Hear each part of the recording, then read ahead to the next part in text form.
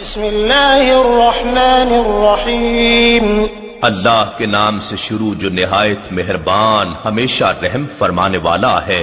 لإیلاف قریش قریش کو رغبت دلانے کے سبب سے، ایلافہم رحلة الشتاء والصیف انہیں سردیوں اور گرمیوں کے تجارتی سفر سے مانوس کر دیا۔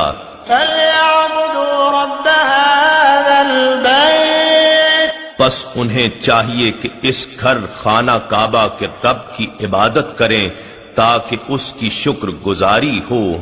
الذی اطعمهم من جوع وآمنهم من خوف جس نے انہیں بھوک یعنی فقر و فاقہ کے حالات میں کھانا دیا یعنی رزق فراہم کیا، اور دشمنوں کے خوف سے امن بخشا یعنی محفوظ و مامون زندگی سے نوازا۔